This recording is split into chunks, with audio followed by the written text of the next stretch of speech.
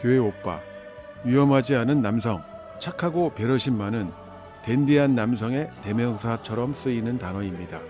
그렇다면 언제부터 이 교회 오빠란 말이 사회적 밈처럼 쓰였을까요? 한국의 초기 교회에는 이 교회 오빠란 단어가 존재하지 않았습니다. 하지만 신도들이 선망하고 의지했던 청년 남성 리더들은 존재했다고 합니다. 초기 교회는 남녀를 분리해서 예배를 드릴 정도로 남녀 간의 구분이 엄격했습니다. 1930년대에 이르러야 비로소 주일학교, 중고등부, 청년부의 교회 조직이 자리를 잡았습니다.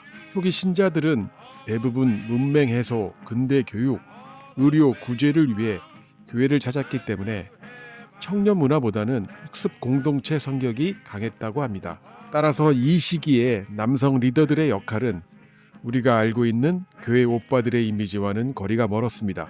이들은 성경을 들고 지역을 다니며 전도를 하고 성경 공부를 인도하던 믿음 좋고 배운 형님이었습니다. 또한 YMCA 같은 기독교 조직이나 기독계통의 학교에서 성경반을 이끌던 형님 같은 선배들이었습니다.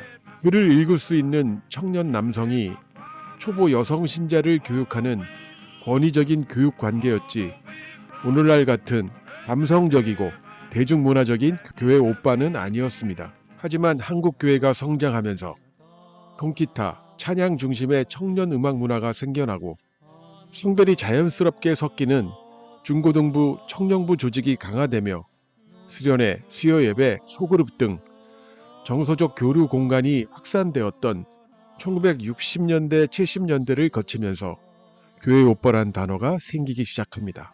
마침내 1970년대 미국의 가스펠 영향을 받은 복음 성가와 청년 문화가 만나 폭발적인 찬양 집회가 유행하면서 비로소 통기타를 들고 찬양을 인도하던 청년들이 생기기 시작했습니다. 1980년에서 90년대에 통기타, CCM이 확산되며 교회 남성 청년은 음악을 통한 영적 리더로 한국 교회 청년 문화의 주류로 자리 잡습니다.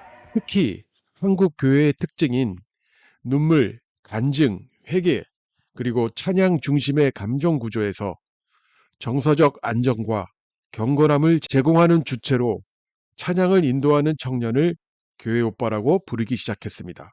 연애 금기 규범이 강한 교회에서 음식, 자료 준비, 모임 준비 같은 보이지 않는 돌봄 노동을 담당했던 여성 청년들은 보이는 리더십을 담당하는 남성 청년에게 표현할 수 없는 감정, 존경, 기대를 교회 오빠라고 하는 완곡한 호칭에 투영했다고도 합니다. 당시 청소년들에게 유행하던 잡지에 교회 오빠에 대한 수기글이 본격적으로 등장하면서 교회 오빠는 사회적 고유 명사로 확장되었습니다. 보통 수련회에서 기타 치던 오빠가 나에게 기도 제목을 물어보는데 무슨 의미가 있는 건 아닐까요? 로 시작되는 상담 기사나 캠프파이어에서 기타 치는 교회 오빠 때문에 교회에 나가기 시작했다. 는 수기 형식의 기사들이 보이기 시작합니다. 이 시절 교회 오빠의 패션은 흰 와이셔츠에 니트 조끼, 얇은 금속태 안경, 통기타 케이스 둘러매기, 청바지와 흰 운동화 또는 랜드로버, 그리고 자연스러운 장발이었습니다. 또한 교회 오빠 특유의 말투가 있었습니다. 자매님, 기도 제목 있으세요? 은혜 많이 받으셨어요?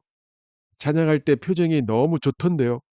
자매님을 위해 기도할게요. 등과 같은 형제님, 자매님이란 존칭을 공식적으로 유지하고 존댓말을 썼습니다. 그렇다면 40여 년이 흐른 현재 1980년대의 교회 오빠들은 지금 어떻게 되었을까요? 과연 교회에 가면 다시 만나볼 수 있을까요?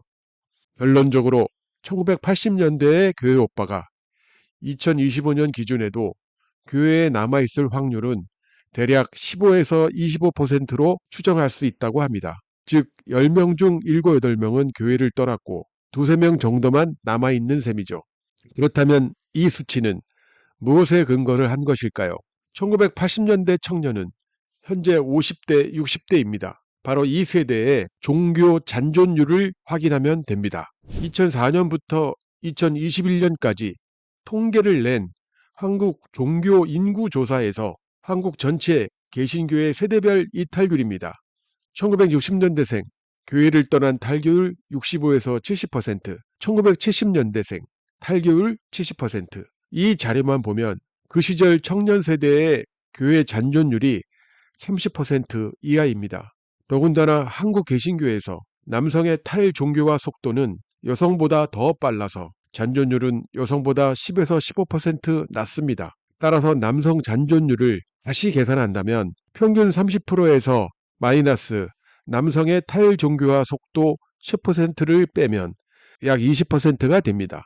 다시 말해서 교회 오빠 10명 중 8명은 교회를 떠났다는 얘기입니다. 그렇다면 그들은 왜 떠났을까요? 대표적인 원인은 직장, 가정, 즉 생활의 압박으로 인한 자연 이탈입니다. 대학, 직장 이후 종교와 거리가 자연스럽게 멀어진 경우도 있습니다.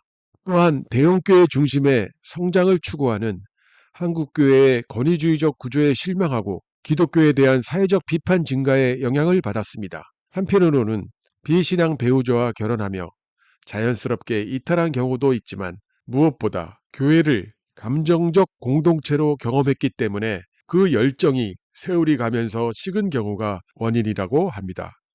교회를 떠났지만 신앙을 이어나가는 교회 안 나가 성도, 거꾸로 말하면 가나안 성도로 남은 교회 오빠들도 있습니다. 이제는 사회적 고유명사가 된 교회 오빠를 처음 탕생시켰던 그 시절 그들은 이제 교회에서 찾아보기가 힘들다는 것이 오늘의 결론입니다. 한때는 소녀들의 가슴을 심쿵하게 했던 그 시절의 교회 오빠.